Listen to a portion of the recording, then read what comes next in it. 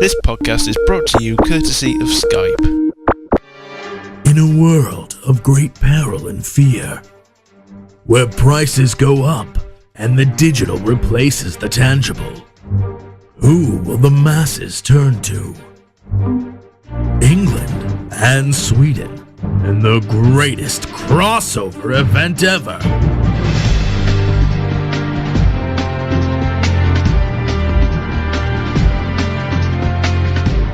Starring Jack and Nick.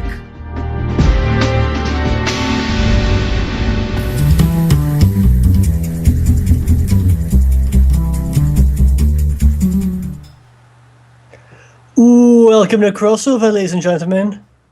This is the premier comic book show on Noticeable Radio. I am the man, the myth, the legend, that guy. Yeah, Jack. And that guy. Yeah. Nice. Yeah. And you are, good sir? And I am Nick. I'm Nick. Sorry. I got hung up on that guy. Yeah. Thought you might do. Yeah. So I do. We have a packed show for you, ladies and gentlemen. We have plenty of comic book stuff for your ear holes. We have, starting off with the Daily Planet, our news segment, in which we tell you all that is new in the news that you kind of need to know about comic books and their related media. You know, movies, TV shows, conventions. Yeah, lots of stuff. Oh yeah. So yeah. Following the Daily Planet, we have the back catalog, our weekly review segment where we review this week's comics or other week's comics. What we've been reading. Mostly what came out yesterday, because as you very well should know by now, Wednesday is not only Hump Day, it is also New Comic Day. Grow up. Yeah. Yeah. Following the back catalogue, we have the new releases, our top 3 picks each. That's right, 6 in total. We are spoiling you, folks.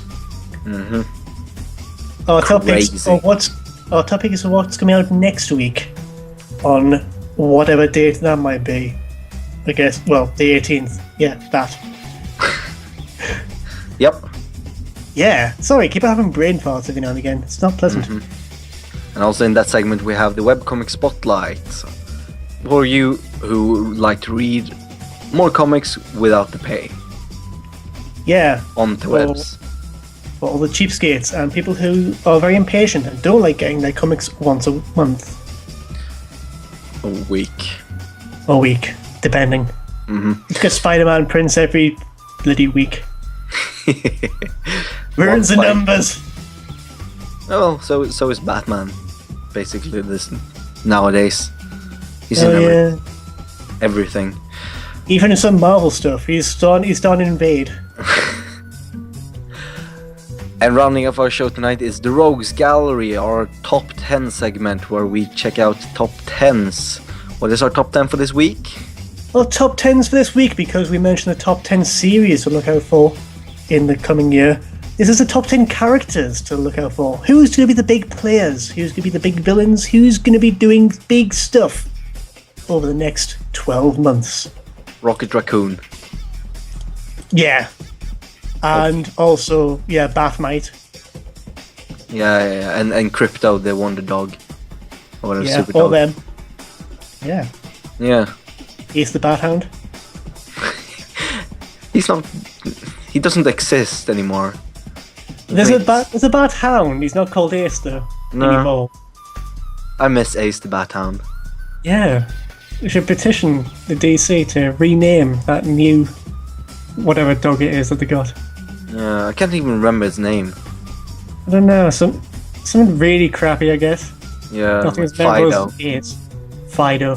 Rover. Something like that. Yeah. So yes, let's move right into it with the Daily Planet. This is Daily Planet.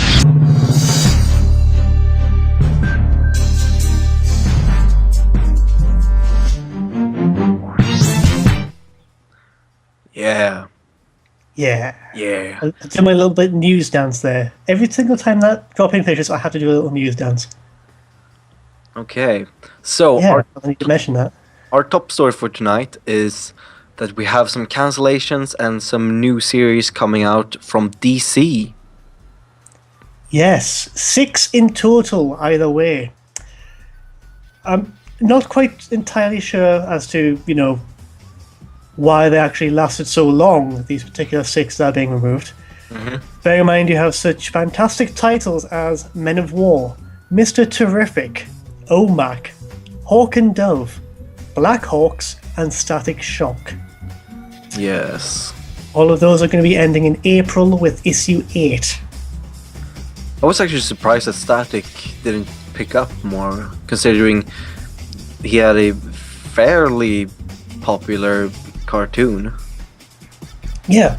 The way I look at Static Shock is that character is basically the same, DC's equivalent of Spider-Man, really. He's a young... Because he's essentially a teenager who gets powers through science. He's incredibly intelligent. Spider-Man's now working as a scientist professionally. And the kid from Static Shock is doing so as well.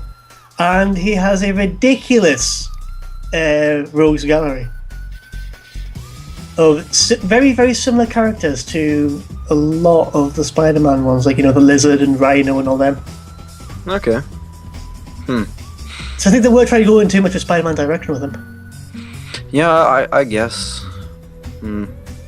I just thought that he was gonna pick up more, considering people knew him. I guess the people that liked the cartoon back in the 90s didn't like him this much in the 10s. What do we call this century? No, this decade that we're in right now. The teens, The teens. I guess. Yeah, that's cool. The teens. I guess so. It's better than noughties, for God's sake. I like the naughties. Whatever. Yeah. Yeah, but some of them, whether it be through bad story writing or, that's a fantastic bit of English right there, story writing, or terrible art in the case of OMAC and Hawk and Dove. Hawk and Dove, Rob Liefeld cannot abide by. Okay, he knows it, but still. Yeah, I'm surprised that even made it to issue 8. Well, they probably have it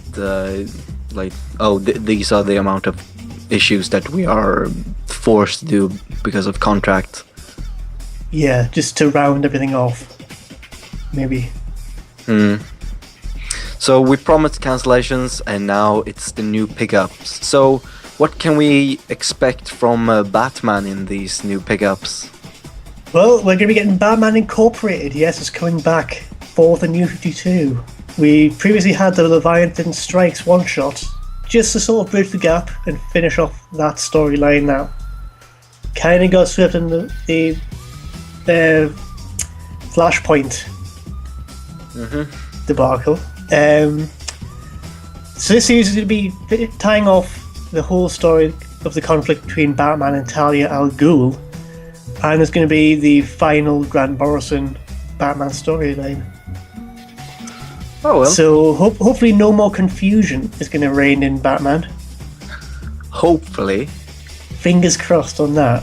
Yeah, we're going to come to that in the back catalog, but Oh yeah. he has other series to confuse the hell out of us, and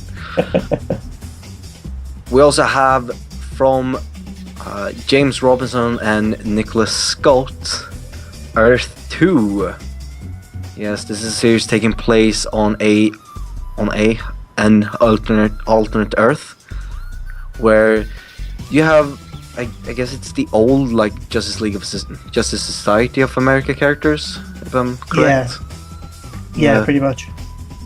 So the old Alan Scott, Green Lantern, and Batman, I guess, maybe, and Superman, Jay Garrick, Flash, Hawk Girl, and Man. Well, maybe all not of them Girl. weird characters. Yeah. And tying into that is going to be World's Finest, which is going to be depicting Huntress and Power Girl as characters from Earth 2 are exiled and stranded on Earth 1. And it's going to be basically the Legion Lost of Earth 2. Hopefully not as crap. Yeah. Although we all know what the draw is going to be there with Power Girl's assets, put it that way. So blunt. Yeah, but it's true. We also have The Ravagers, a spin-off of Superboy and Teen Titans, two series that are quite closely linked together today, and probably will be in the future as well, featuring 4 superhumans, or metahumans as they're called, teens that are on the run from nowhere, the organization that is rounding up metahuman teens that I guess they want to work for them. We're not really sure what Nowhere wants to do at the moment. At the moment? I guess. It'll all be revealed later on. Probably just before the Ravagers, or, when that comes out. Another series that's going to be coming out is GI Combat, which I'm guessing is going to sort of be picking up the reins from Blackhawks and Men of War. At least one would assume so. It's going to be having a main storyline called The War That Time Forgot, written by J.T. Krull and illustrated by Ariel Olivetti. And it's going to be having rotating backup stories, including The Unknown Soldier and The Haunted Tank. Okay. What could be haunting the tank? I'm going to guess soldiers. Yeah. Ghost soldiers! Ghost soldiers, yeah. If it's anything else, then that makes no sense. Okay. Good. Why is there a ghost dog inside the tank?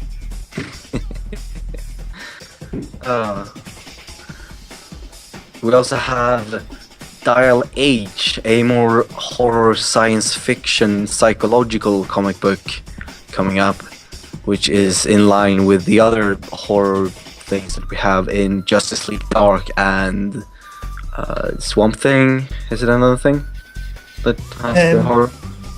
That's another one of the Dark series, yeah. This one's definitely picking up my attention because it's a series that's being written by the novelist China Mayville, who, if you're at all into fantasy or sci-fi, is one of the bigger names coming out of the UK at the moment. Yeah, all of his work is, yes, China Mayville is a dude. I know it's a shocker with that weird name. But yeah, he's getting a lot of good reviews and stuff, so I'm definitely going to read what this comic's going to be. Indeed. So this is very interesting, and we're probably going to check most of these out. I'm probably going to skip over Batman Inc., World's Finest, and GI Combat, actually. You know what? I'm going to do the same thing I did with the whole 52 when that first came out, and just pick all of them up to review. Yeah, I It's the number ones, and that's it. Yeah, I guess I could do that as well, and then... Well, I can't choose which I want to continue with, whether or not they're good, considering I have to choose my number 2s a month before the flippin' number 1 comes out. Yes, I'm on that again. Oh god. It's going to end disastrously. Yes. Let's move on. Thor 2. More news in Thor 2, yes. Yes. Supposedly they're going to start filming this summer in London. Yeah, it doesn't say specifically when in summer, just, that season. Yeah, well, considering the movie isn't coming out until, 2013? 2014?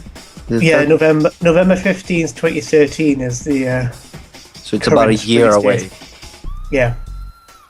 So I don't think it matters if they start in June or July, actually. Not for us. Not for us. Probably for them it matters a lot. Yeah, but... Yeah. And when they say that they're going to be filming in London, I'm assuming that's going to be on studio work because, well, I don't think that Thor vacations in ye olde England is going to go down too well with most people. Well, I guess there could be something. I just think, well, if they're going to be doing like exterior shots of London, it's always just going to be Big Ben and the Buckingham Palace, just to say, look, it's clearly England to all the foreign watchers. I would imagine that they're gonna use London about as much as they used London in League of Extraordinary Gentlemen. I would hope so. They basically they're there for 10 minutes. Yeah. Maybe Fingers crossed recruiting on that someone. anyway. Hopefully they don't do it the same way they did in I forget which Fantastic Four movie it was. I'm guessing it's the second one. I think it's the second one. Where they decide, okay, we'll go to London, and then they're on the Millennium Eye for no obvious reason. Yeah, the London. And just as an advert to that particular monument. Yeah, giant hole in the Thames. Yeah, it's no. Rain in the Thames. Yeah. Since whatever year Fantastic Four 2 came out. So yeah. No one knows or cares at this point. Yeah. Something that people should care about, though, in regards to Thor 2 as well, is that the rewrites, they just settled on a screenwriter to do all the rewrites of these Thor 2 scripts. Originally it's between John Colley, who did Happy Feet and Master and Commander, Roger Avery, who did Pulp Fiction and Beowulf, and Robert Rodat, who his main work that is worth mention is Saving Private Ryan. So yeah, guess who got through? Give you a hint, it's the one who did the really, really good war movie. Saving Private Ryan guy. Actually, no, John Colley, the Master and Commander guy. No, not really. Robert Rodat will rework the sequel's script. Why? No idea. Probably for the better. Yeah, he's probably going to be putting in a beach landing scene for no obvious reason. A scene where Vin Diesel, who's not even in the project, is going to get killed off. I would hope. No problem with that. Yeah. Vin Diesel as Triple X will get killed off. In Thor 2 for no obvious reason. Just for the hell of it. Just for the hell of it, yeah. Yeah. Either or they do a Fast and the Furious chase at one point, and Thor just crashes into one of the cars and kills Vin Diesel. Thor is the car. Thor is the car. That's a hell of a twist. Directed by M. Night Shyamalan. What a twist! What a twist. So yeah, going from movie to cartoon, Ultimate Spider-Man, the Disney XD cartoon series, will be launching this year, more specifically on April 1st? Yeah. April 1st. Yeah. If this is an elaborate April 1st joke, then I'm gonna be immensely pissed because I've been looking forward to this for a long time. Yeah, they start their April 1st jokes really early. If that's the case. Start planning this in January. Well, probably December, but yeah. With Ultimate Spider-Man, Disney XD will also start up a Marvel Universe block of new short-form animated series, live-action interstitials, and a return of Avengers: The Earth's Mightiest Heroes with Iron Man, Hulk, Thor, and Captain America, among others. Yeah. Basically, if you have Disney XD, you're gonna be happy. If you're me, less happy. It has a pretty incredible team actually working on it. I mean, it was written by Brian Michael Bendis, and the art was by Mark Bagley, the original Ultimate Spider-Man series. And the cartoon has a team of Joe Quesada, editor-in-chief on Marvel, or former editor, Is he currently editor-in-chief? I haven't been keeping up with Marvel news, to be honest. That much. He has been at one point at least. Paul Dini, who is also a big name in the comic world. Joe Casey, Joe Kelly, Duncan Rulau, Stephen T. Siegel, and Brian Michael Bendis. And Bendis. We're getting Bendis in. Yeah. Well, if it's based on his, they're gonna definitely use him as a consultant at least. And for voices for this, we have Drake Bell, known from Nickelodeon's Drake and Josh as Peter Parker. Chi McBride, who was in Boston Public and Pushing Daisies as Nick Fury. I really hope that they have paid off Samuel Jackson to get his likeness in there. I hope so. J.K. Simmons, also known as Jonah Jameson in the 3 Spider-Man movies that have been out, the Tobey Maguire ones. He's returning as J. Jonah Jameson, but but to be fair, he is pretty much J. Jonah Jameson in real life.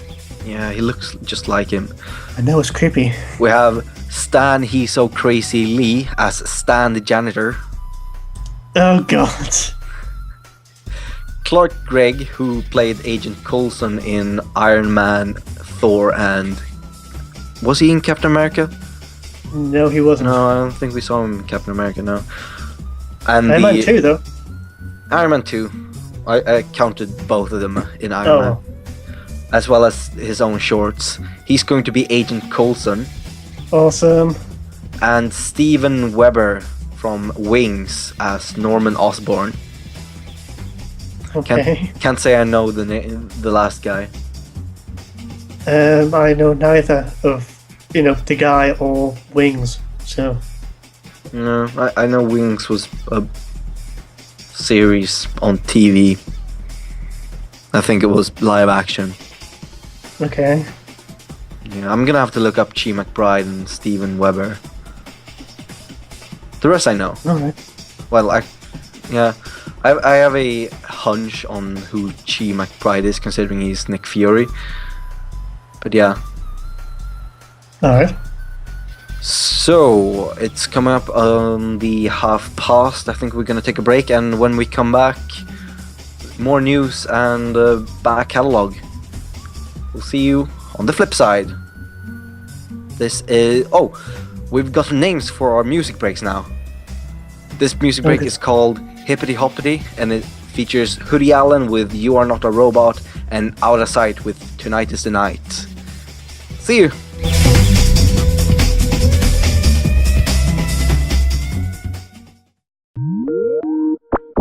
This podcast is brought to you courtesy of Skype. You've been acting awful tough lately, smoking a lot of cigarettes lately, but inside it's just a little baby.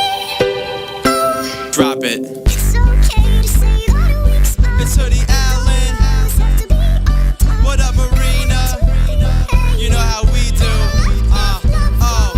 They telling me to take the safe route. This is the detour. Hoodie, baby, you ain't seen a kid like this before him. Late night shooting for the moon like Warren. Them hits come out as soon as you hit recording. Born in America, Chevy and Ford, but these Greek ladies loving me. They saying he's foreign. Floored them, glued the crowd down by they bootstrap. Came up on the scene so quick you think we was a newscast. Well, newsflash, I can see through that. People try to hide what's on their mind like a do-rag. Never would I do that, I'm a real fucking hustler. You be in the background making noise like a muffler, but if it doesn't kill me, it makes me tougher. And that's the message that I pass on to my brother. You never really gonna make a difference till you suffer, but we passed that. Now it's time to smash that thunder. Been acting awful tough lately, smoking a lot of cigarettes lately, but inside just a little baby. It's okay to say that a weak spot. You don't always have to be on top. Better to be hating than love for what. Lately, I've been staying on my grind like a skateboard. I got some rocket power now, so let's take off. We going hard over these beats, y'all just stay soft. I don't even feel the need to say pause. became and Bernie Madoff. I'm a firm believer that the hard work pays off. The playoffs, I treat them like Mora did. That means I'm working with a little to get more of it. And anybody who doubted us, we ignoring it. I'm on a different mission, an exhibition, no scoring it. So if we more legit, they treat us like a compound. Yeah, they wanna break us down, never gonna stop now. Cause being scared will only eat you like a cop out. Life's a haunted house, I'm ready to pop out. And shout outs to Marina for these pop sounds. I know you really love me, but let's let the chorus drop now. Smoking a lot of cigarettes lately, but inside, just a little baby. It's okay to say that a weak spot. You don't always have to be on top. Better to be hated than left for walking out. Stay slow up. Sometimes I'm just feeling like a robot, sitting around hoping that you'll show up. But you know what? Slow up. Sometimes I'm just feeling like a robot, sitting around hoping that you'll show up. But you know what? You've been acting awful tough lately, smoking a lot of cigarettes lately, but inside, it's just a little baby. It's okay to say that a weak spot. You don't always have to be on top. Better to be hated.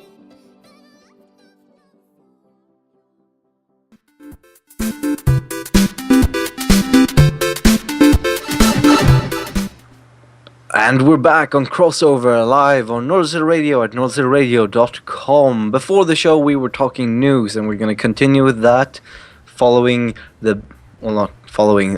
that, we have the back catalog and the new releases, the Webcomic Spotlight, and later the Rogues Gallery in the top 10.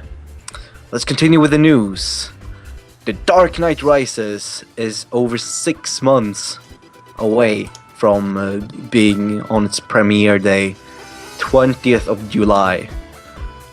And some tickets to the IMAX showings have already sold out. That's insane. So some showings are just gone. No way you can get them. Yeah, these are the opening night, the midnight screenings. Yeah, well, obviously.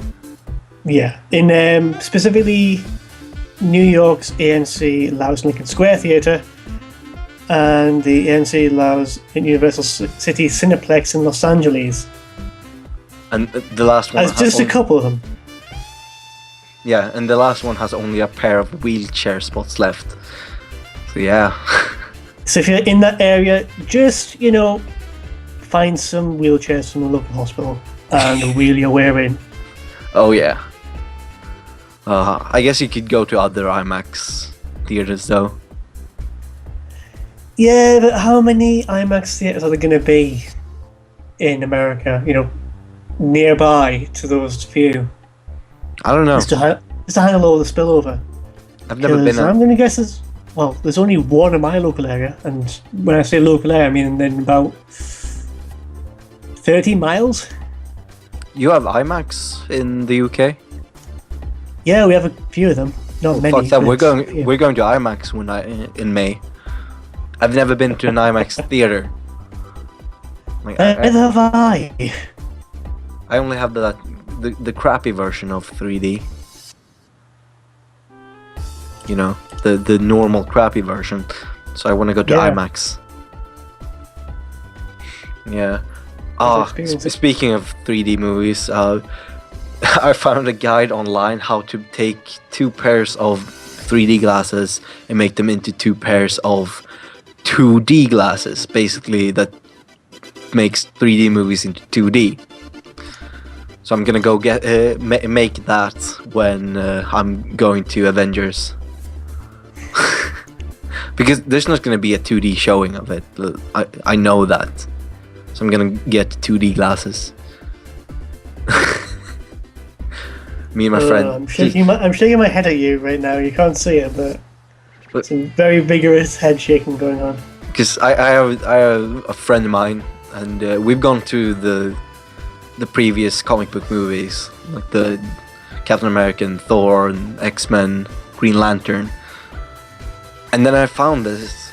It's like because we've both been like talking about how 3D doesn't really do anything for the movie.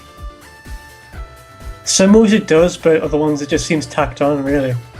Rarely though. Like if the movie, there is only one time when the 3D actually enhances the movie, in my opinion, and it's when the movie is basically made for 3D. Like there's nothing else to it but 3D. Like Avatar then. yeah, I was about to say like the rest of the movie is like unobtainium. Yeah. Best plot ever. We're gonna get unobtainium. It's like, worst You get name it? ever. Can't get it. It's unobtainable. Stupid. So, Marvel has used Twitter in a fairly, I want to say, not innovative, but it's a creative way of using Twitter to advertise Yeah, it's your very product. creative. Basically, what they've been doing is they got a number of characters from the Wolverine and the X-Men series in the Jean Grey School for Higher Learning, and give them Twitter profiles, and been using them to give fake live tweet classes, showing what's going on in the curriculum at that school. One of them in particular was basically a method of showing possible story outcomes in future with the Future History 101 lesson. Taking part in that discussion was Headmistress Kitty Pryde, the guest lecturer Deathlock, who is just a cyborg from the future, and a bunch of students including Quentin Quire, Ide Okonkwo, who those two will definitely be big names for you if you've been reading X-Men recently, and then a list of other characters such as Genesis, Kid Gladiator, Rockslide, no name characters, and a lot of interesting stuff's popped up, such as Kitty Pryde possibly being pregnant. Oh god. Not again. Well, not her, but another pregnancy in the X-Men. They mate like bunnies. Yeah. But if everyone Sometimes- mates like bunnies, what do bunnies mate like? People. People, okay. Continue. Yeah. Sorry. And you got other stuff such as apparently Ide can potentially become the leader of the X-Men in future, or die in the next 6 weeks at the hands of the new Hellfire Club. Yeah, it's quite- rich. Yeah. Yes. Quentin Quire has high probabilities both of being expelled or burning the entire school to the ground. I like how these are like, well, it could be this that isn't that bad, or death and massacre. Yeah. Extreme version of this, a character called Brew, who, if you've ever seen the Brood in Marvel Universe, which are basically just, the Xenomorphs from Alien, but made all Marvel-y. One of a character who's one of them essentially, called Brew, may discover a cure for cancer in the next 3 years, but during that same amount of time may also murder and consume at least 4 other students. So there's quite a big sort of, this could be a really good thing that's going to happen. Oh god, this is fire and brimstone and death. Oh. The best example of that as well is when it comes to a character called Genesis, who is, basically Kid Apocalypse, really. Apocalypse got made into a kid, that's him. Yeah, the output, the response that was given to his future was just fire in the sky, burning, dying, X-Men bleeding. Conclusion, that child will kill us all. Yeah. Not too much of a big hint as to what's going to come in future. Yeah, next big storyline. oh god, the kid's trying to kill all the universe or something. Mm-hmm. Kid Gladiator has a 45.4 chance of fighting valiantly alongside the Avengers, but has a 46.8% chance of one day fighting against them. I'm gonna go ahead and say that it's gonna happen within 100%, and it's gonna happen within the next year. So, what is the few remaining percentage going to be? Is that, he dies in a fire at the hands of the broodling thing? No, he has a. Let's see, how many percent is there? 4.6 plus 3.2 is 7.8. He has a 7.8 chance of killing Captain America and Wolverine with one strike. That's a pretty good. The Wolverine being killed. Captain America can die again. Yeah, just get Bucky back in. Yeah. He dies and Bucky comes back and becomes Captain America, and then you Bucky find out. dies, and then No, and then you find out that Steve Rogers was just trapped in time. In 1942 again, or whatever time it was, 1939. there's going to be a terrifying loop of just going on infinitely, of being Yes. killed, going back in time, Bucky taking up the mantle, Steve Rogers coming back, Bucky getting killed, going back, and then the cycle begins anew. Oh, they can never die. Horrible existence of a comic book character, isn't it? Yeah. Also, there can be only one. Oh yeah. Silent. Unless you're the Flash. Oh yeah. Then all bets are off. Then you can be several until they reboot you. Or Green Lantern, in which case you have a whole, police force behind you. Yeah, until one of them kills all of them. Yeah, and then they get them all back, and then I guess that's going to happen again. If another one's just going to be going off the rails and killing every single one of them. Yeah. And then the cycle begins anew. Oh god. To fulfill the prophecy. Yes. So, while we rambled on there, we can go to something that is equally weird with Grant Morrison conventions. Oh god. MorrisonCon, an entire convention dedicated to Grant Morrison. Yeah. Why would anyone want to go to this? I know he's got a fan base. Well, he must do, because he's still making comics.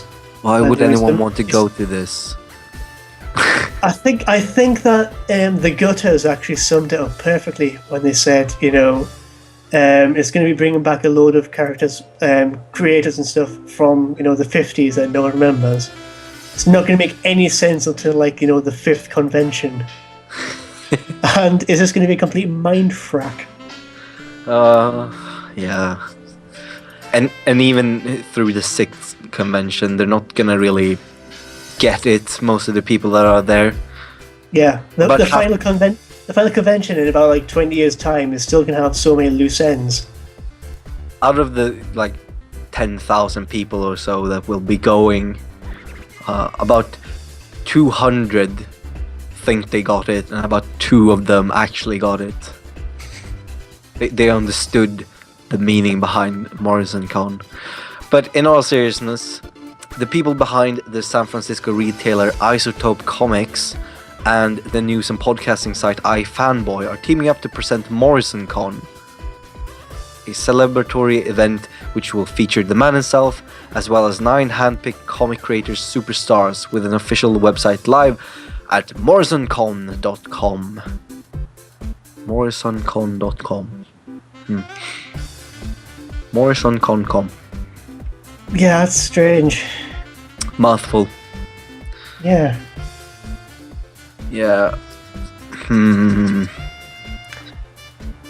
That is definitely not one that's going to be getting out of many people's list. No. Some are. I mean, doesn't San Francisco... No, wait, I was thinking San Diego, aren't I? Oh, excuse me. Why does California have so many conventions, damn it? San Francisco is not in California. I think. I'm pretty sure that San Francisco is not in California. Any minute now, we get so many Damn it, comments it isn't on the Cameron. IC. It isn't. Yes! Even though I suck at American geography, yes! I was right on one. I like how Wikipedia says it's in the Northern California. It's in the bloody middle. How could I not know this? Oh well. I'm ignorant. I'm Swedish. I live in the frigid north. You know, with the wild wolves and the trolls and so on. Yeah. Big bad wolf. And the doctor. Yeah. What? Alright. We have... Final bit of news Yes. this week is, in fact, Grant Morrison. Not Grant Morrison. What the hell? Mark Millar. Mark Millar, yes. Sorry, complete brain fart once again. Mark Millar, who is, for some reason, announcing a lot of big things a long time before his own convention. Don't know why. I guess he just wants to get more hype up for, the convention itself when even more details are announced. But he is going to be insanely busy this year from the looks of it. Not only has he got the March launch of Super Crooks, the Secret Service in April, and May's spin-off of Kick-Ass called Hit Girl. In September, he's going to be releasing a new series called Jupiter's Children, which is essentially his attempt at doing one of the big epic storylines they often get in the big events from, say, DC and Marvel, only in a self-contained story, rather than, dragging loads of continuity.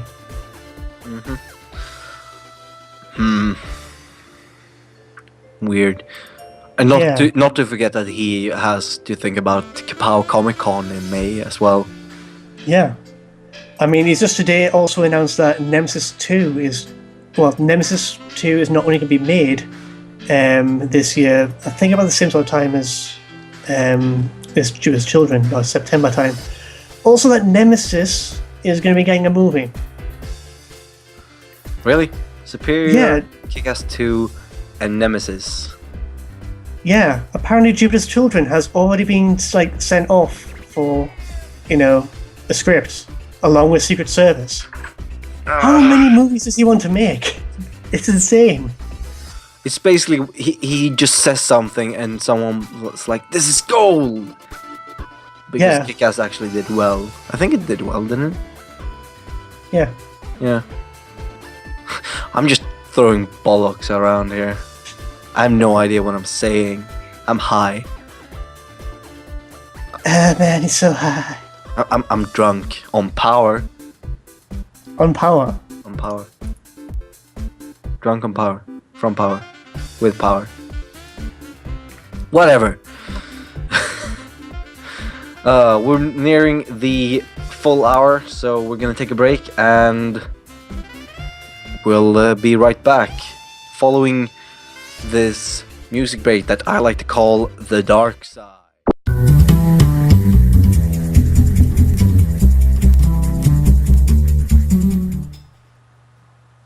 Hello. Hi. This is crossover. Do you know Really? what we? Yeah. Do you know what we do here? Not really. We talk about comics. I just want to comment.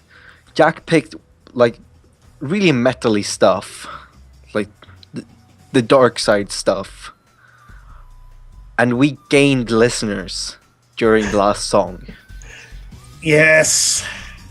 We lost listeners during both of my That's songs. because the dark side is awesome, man. I mean, we have cookies.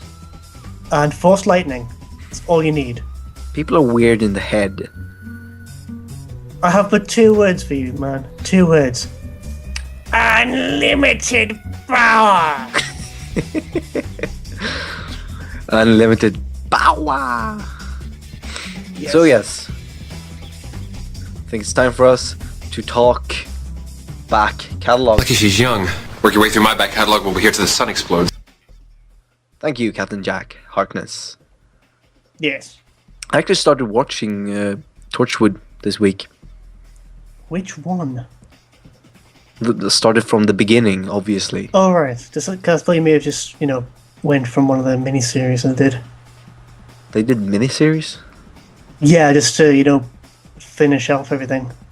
Oh, okay. Well, I started with the first when they introduced Yeah, the first series, yeah. the Gwen character. Yarp. It's not as good as Doctor Who, but still pretty good actually. Yeah. It's darker. I think you'll probably like Miracle Day, which is the last miniseries. So check that we'll out. I sat down. I was like, this takes place some time between the end of the first season and the end of the third season. Yeah. No idea when though. This is assumes and the second and- season. Yeah, and then I figured out in like the third episode, it's like, oh, they mentioned this, so this has to be right after. Yeah, I know now. Yeah. Shaking my hands.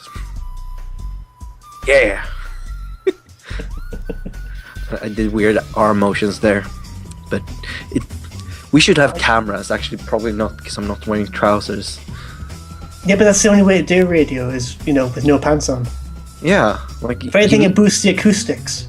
yeah. you No need, question about logic here, it just works. yeah, trousers in the corner. Go with it.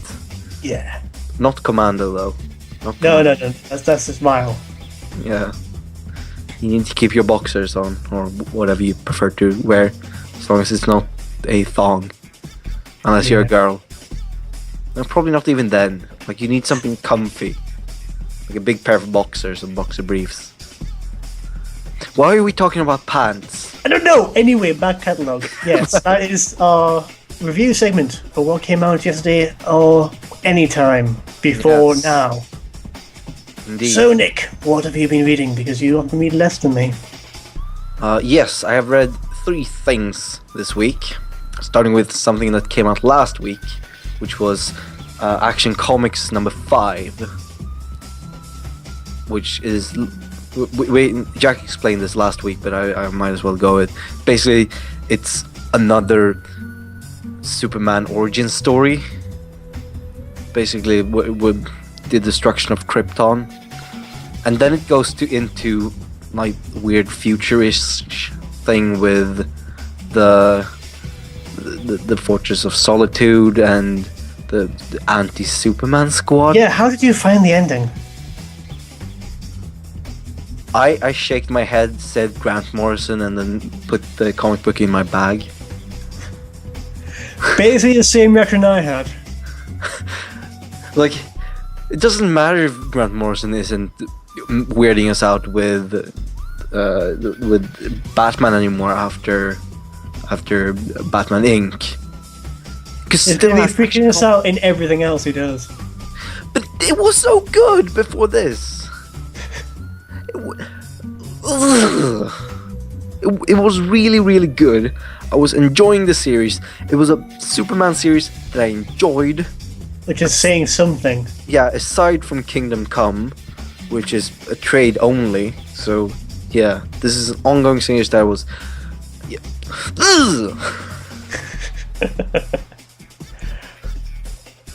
So yeah, I read that and was annoyed. Very annoyed.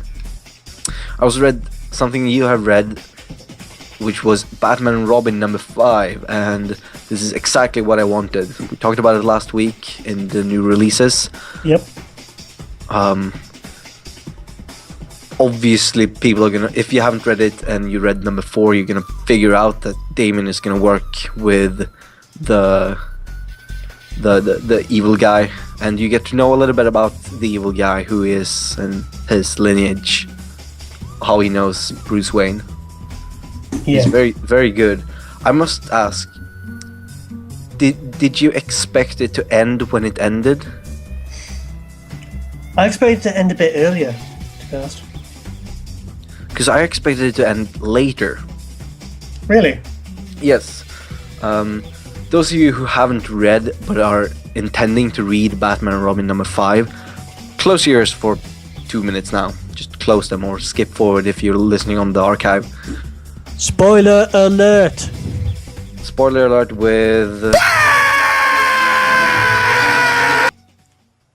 So yeah, basically, it ends with Damien having a guy. I can't remember his significance, but a guy. I think it was like an ambassador for a made-up country. Yeah, he's an ambassador who is involved in human trafficking. Yeah, at gunpoint, and it's like a cliffhanger where he before he shoots. I thought You're it was. expecting him to shoot. Yeah, I expected him to shoot. You see, I was expecting it to end before that when he was saying, okay, we're going to go inside this embassy. And, the next issue will be devoted to that. Yeah, And, like, a lot more of this issue I thought would be devoted to, the backstory of the villain. But my problem right now is that since they didn't show him shoot, there is no shock value in him shooting, which means that the next issue is either probably gonna start/contain Damien betraying. Basically, he's not gonna kill the guy. Yeah, there is that sort of issue of, oh, will he, won't he? But you can tell the way the end of that is going to be a case of he won't. Yeah, it's how stories work. Either he's gonna say no, and then we have two options. Either he continues to go with the evil guy, or he leaves. If what they'd done was end it on a panel of a close up of Damien firing the gun, and don't show who he fired it at, that would be a better ending. Because at least you're genuinely wondering, did he, shoot the guy, or did he fire it, say, what are the villain's names again? I forget. Or just shoot next to him. Yeah, exactly.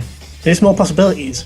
I think at this point, Damien's not going to shoot, and it's either him not shooting and then leaving, and probably the evil guy is going to shoot, or Batman comes and stops him.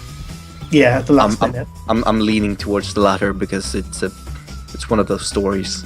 Yeah, pretty much. But this series is really good, actually. It is. Very, very good. I mean, bear in mind we're just criticising one page. That's a full criticism of it. So, and it's not even a full page. It's like the last panel. There should have been an extra panel. Exactly. So, will you continue with what you've read in DC? Whilst I've been reading DC, I have been reading DC Universe Online Legends number 21. You're still reading this? I think I'm the only one left. I read it because it's so hilariously bad. There's one part in it where basically Batman has travelled back in time from the, dystopian future of, Brainiac ruining everything, and tries to stop that from ever happening. And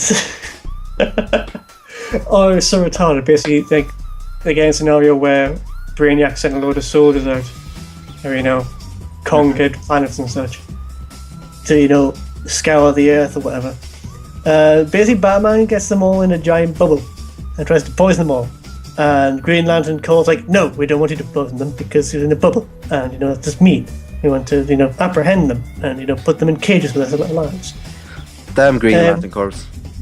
Yeah, and there's a massive moral debate going between Batman and Green Lantern.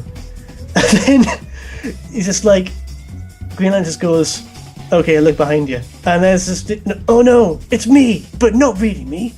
He looks older and more scarred. Oh no, then that means, and then the other Batman goes, yep. And that's supposed to be a massive fucking moment. He's like, oh no, that means oh no. And it was just insanely badly written. Yeah. Especially the happy, clappy ending, which I'm not going to go into because I'd vomit in anger. Okay. In good news though, Demon Knights number 5 was fantastic as ever. Especially because there's a plot twist of who betrays the Demon Knights group. Okay. Bearing in mind the roster, if you'd seen them in issue 1, I think you'd guess who it was straight away if I went through the names. Wait, I don't want to spoil it. I don't actually remember who's on the Demon Knights team. People who are established in the DC universe at large. You've got an Amazon, you've got Etrigan Demon himself, Madame Xanadu, Vandal Savage, Oh yeah, Vandal Savage. yeah, and the rest. Mm-hmm. I can't be asked to explain them all now. But yeah, that was supposed to be a big plot twist as to who spoiled them, but if you had all, into the DC universe before New 52, that would have been no surprise whatsoever. Yeah, I have a pretty good guess. Yeah. I'm gonna ask you in the break, and I don't know. Maybe if you want to know right now, you can probably PM Jack in the IRC by going to NorrisonRadio.com. Yeah, if you're that desperate for spoilers, then just PM. Yeah, go to NorrisonRadio.com, click on chat, enter your username, and click on join, and then you can find Joe Tun, in the chat room. Yes, you can. And just to round off the rest of my DC picks, which is just 2 of them, Green Lantern number 5, because I'm a Green Lantern fanboy, of course. Yeah, it ends on a really big sort of romancy note, but it also has a very, very sinister ending from the Guardians of the Universe. Ooh, Yeah, very sinister. intriguing. Once again, cannot spoil anything, but this is definitely going to be something big happening in Green Lantern in the next story arc, I would guess. Maybe even further along in the future. And finally for me, The Shade, number 4. I love this series. I really do. It is fantastic how weird it is and how well written it is. This one was going back in time to the 40s to give a bit of backstory to one of the characters brought in the last issue. And explain a bit of the plot there. This was spectacularly weird, especially because one of the characters in it, in this issue, was a transvestite superhero. Well, they gotta top the gay Mexican teen. I think they win then. Yeah. Transvestites win every day. Male lesbians. Pretty much. Yes. Yeah, this was a really good issue though. Just because, once again, how weird it was. And because it gave away so much, the storyline has been fantastic so far. This just expanded upon it. So, yeah, no possible complaints there. Sweet. So that's your DC? My DC picks, yes. Have you been reading anything else? I read something from Image. I was able to pick up Walking Dead Volume 5 used for about £9, $10, $11, which is about half price. Yeah, that's pretty good. And it's Walking Dead, it's brilliant. It's the part where they see a helicopter that crashes, and then they find a local town run by a dictator Oh, yeah. that calls himself Ambassador, I think. The Governor. Governor. Oh, God, the Governor. Yeah. I can't wait until he pops up in the TV show, and if they do it the way that I think they're going to do it, it's different to the comic. It'll just be fantastic. You know who I want that should play the Governor? Who? I'm gonna make a reference to Lost here, and you're gonna hate me, but you know who the guy that kills that plays Sawyer? Really? Yeah, I think he looks the part, Okay. and I like him. Alright. All right, you're a total douchebag and an idiot. No, the guy who plays Sawyer is a douchebag and an idiot. Yeah, that too. Yeah. Yes. So, Marvel. Marvel. Oh, this hasn't been a fantastic haul from Marvel this week. Again. Battle Scars number 3. This was touted as one of the big things that Marvel's going to be doing last year and this year after Fear itself. and it has yet to impress me. I find myself going meh at nearly every page, apart from in this one when Deadpool pops up. Gotta love the Deadpool. Yep, that was about it. That was of any particular interest to us. That was it. Incredible Hulk number 4. I'm quite liking the insane Bruce Banner. More insane than usual. Full-on megalomaniac.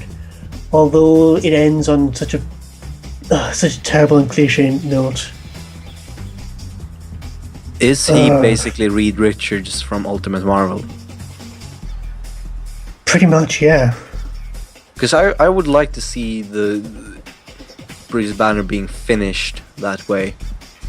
Like, You just want to see him get rid of. yeah, like a good guy go bad and then dead. Not like, oh, we're gonna redeem him. Dead. Stone So cold. basically Macbeth, really. Sure. Yeah, but that's our storyline. Yeah, and far too many gamma-radiated animals for me.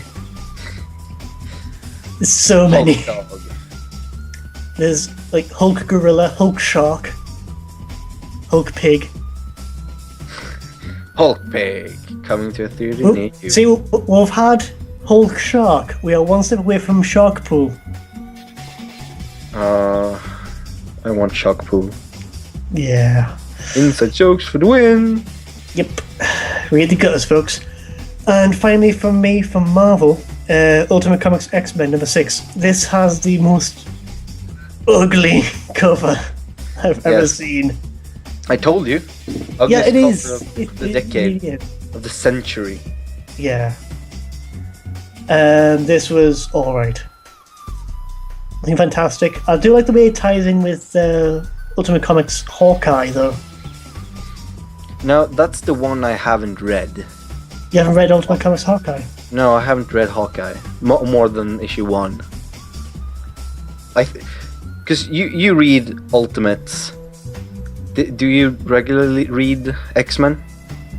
I regularly read X-Men in both continuities, yeah. Okay, well, so you've read the Ultimate Comics X-Men 1 through 6 then? Yeah. Okay, so you read Hawkeye, Ultimates, and X-Men. Hawkeye's finished now, though, so it will Okay. be coming out in trade eventually, so you'll be able to pick up from there. Yeah, I might. And I read Spider-Man, X-Men, and Ultimates, but not Hawkeye. So we have it covered. Pretty much. Yeah. So this ties in well with Hawkeye. It does, yeah. Like, directly ties in. Cool. Because Spider-Man very much ties in with Ultimates, which is Nice. cool. And This I is just they're got all super tying glue in- all over my fingers. Present. While you're sorting that out, I'll cover my final pick. My final review, rather, of this week, which was from Dark Horse, The Strain, number 2. I have read all the books, well, most of the books, in the series anyway, which was written by Guillermo del Toro. Del Toro. Del Toro of Pan's Labyrinth and, Hellboy fame. And yeah, I actually quite like this series just because it's directly what you get in the book. We still cut some things out and changed a few things. For example, one of the characters who was a male in the book is now, no, who's female in the book rather, is male in the comic. But it really doesn't impact too much on the story whatsoever. Okay. I think I will be reading The Strain 2. I don't know. If you've seen, what was it, Blade 2, it will seem a little bit reminiscent of that.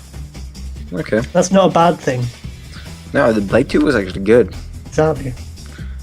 It was my first Blade movie. So you got pretty much the better one. Yeah. And then I saw the first one like years after. I was like, this is as good. And then I saw the third one. I was like, what is this? Yeah. Yeah.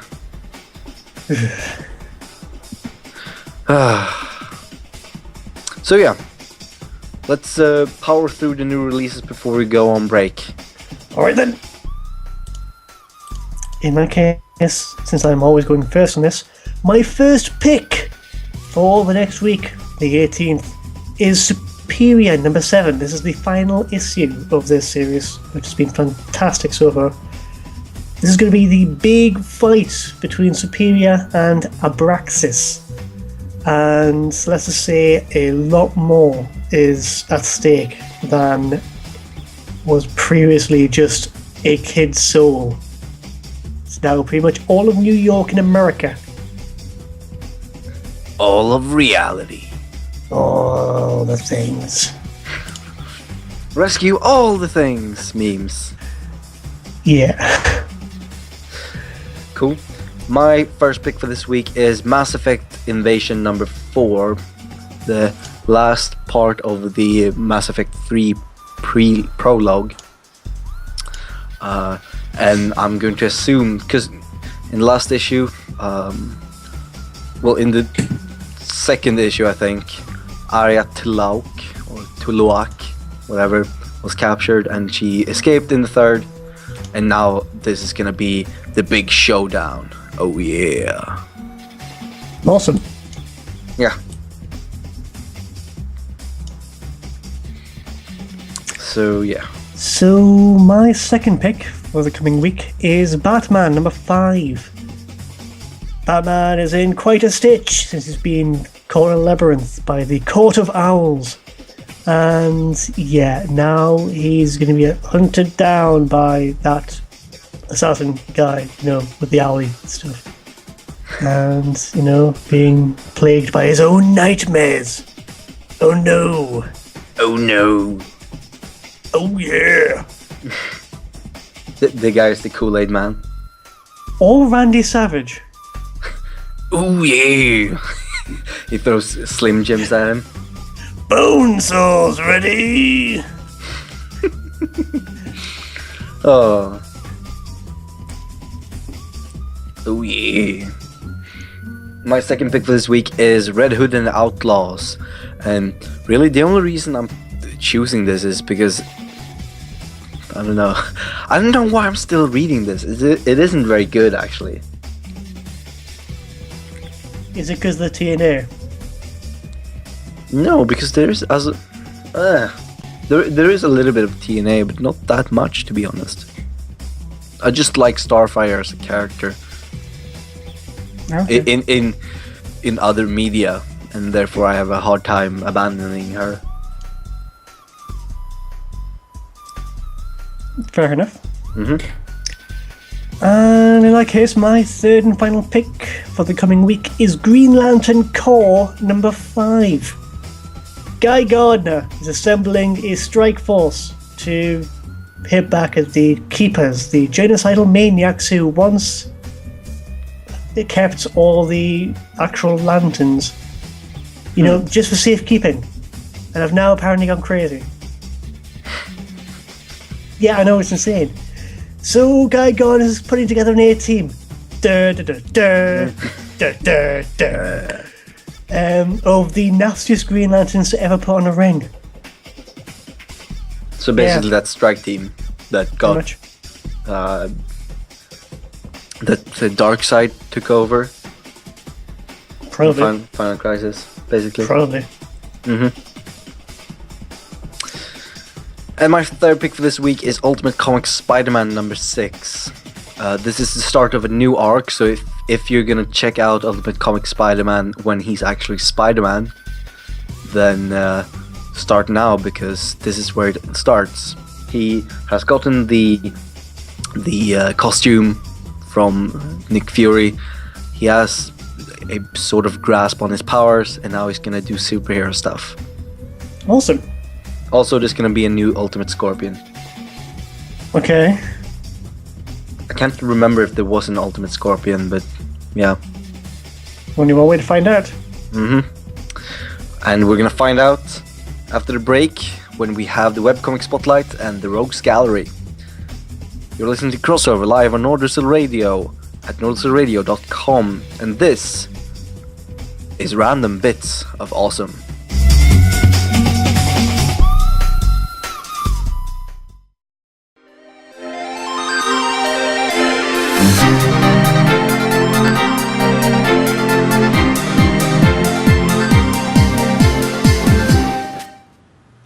Welcome back to Crossover, ladies and gentlemen. I am still Jack, and I think Nick is still here. Yeah, I'm trying to get the super glue out of my fingers. I really didn't ask. I was playing with a bottle of super glue and I got it over my fingers. Why were you playing with a bottle of super glue in the first place? Why not? Anyway, before last break, we were doing the back catalogue, our review segment, and the new releases rather, along with the back catalogue. And continuing on from that, we do the Webcomic Spotlight. This week's pick of a webcomic that we quite liked. In this case, I quite liked, because it's quite original. This is Hello with Cheese. It's going to be going into the IRC right now, in just a sec. Yes. Caw! There we go. Yes, this is a single panel comic based almost entirely upon puns, really. Geek puns. Like the newest one, the periodic table of Batman. Yeah. Which, if you actually maximize it, has a lot of characters from Batman involved there.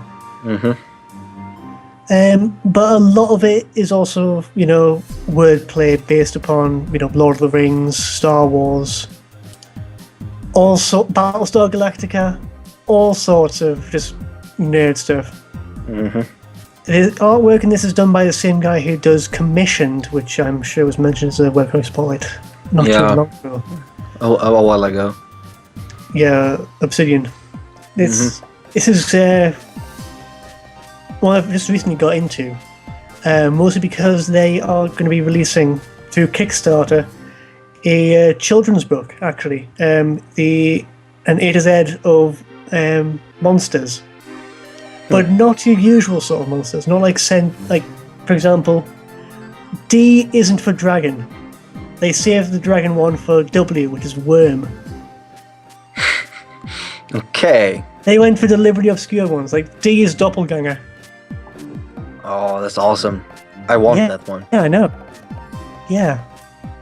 If I can find a link to their Kickstarter for that, then we'll be sure to do so. What they're also doing is a Kickstarter for, I believe it's a board game based upon pirates. So they are busy folks. And yeah, some of the panels there just seems to really make me giggle. Narwhalnia. Yeah. Some of them are so stupid, but some of them are just fantastic. Yeah. Great. And you can find this at dernworks.com/HWC. And Dernworks is spelled DERNWERKS.com. Yars. Yeah. Dernworks. Yars. It's weird. Because the writer of it goes by the name of Dern, so Okay. So, it's an excuse for anyway. okay. So that's our webcomic spotlight. Woo. So let's move from the webcomic spotlight to the riddles. As one baker to another, how do you make a dishonest shortcake? We're Thank not you. answering this. We're Thank not you, answering Batman. And the riddles, of course, is our user interaction segment. And we have our weekly poll for this week. Yes, we do. Weekly poll number 15, which was, would you go to a launch party for a comic? Yeah. And how did it go? I can reveal that the voting in fact went, since I finished locking the topic, so no more votes can come in, 67% people said yes, they will go. They would rather go to a launch party for a comic book. Only 33% saying, I'm a nerd, but that's too nerdy for me. Yeah, but it's cool. It's cool. Yeah, it is cool. I think I was among the people that said I'm a nerd, but that's too nerdy for me. I'm all up for it, man. I don't know if I would. Yeah, I guess I it think depends on when it is. Yeah, it could be laziness on some people's behalf. I wouldn't go to a midnight launch of a comic book. Fair enough. In that case, we can reveal that the weekly poll for next week, number 16, is will you be watching Marvel Universe? That is the Marvel Universe block of programming, which includes Ultimate Spider-Man and the Avengers Earth's Mightiest Heroes, And along other with stuff. all sorts of tidbits. I think they're bringing back Superhero Squad for that. Are you sure? The one that's basically just a advertising for action figures. Yeah. That's coming out later on that same month, though, after the whole thing's been announced and released. And I'll just put that forum thread into the RC chat. Do that while I start the Rogues Gallery. I said you're a coward and a piss pot. Now what are you gonna do about it? Nothing. I just want you to face me so she could get behind you. Yes, the Rogues Gallery, our top 10, and this week we have the top 10 characters to watch in 2012. Characters you should look out for and probably buy anything they're in. Yeah, because they could be in some very big things, possibly, maybe. Some definitely. Yes.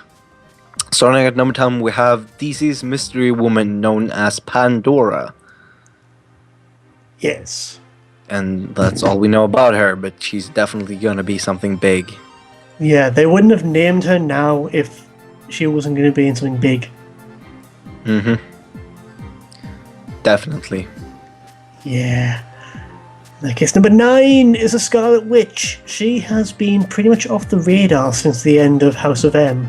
You know, when she went insane and, you know, built a paradise universe and then destroyed it all and removed most of the mutant population. Which was a good thing.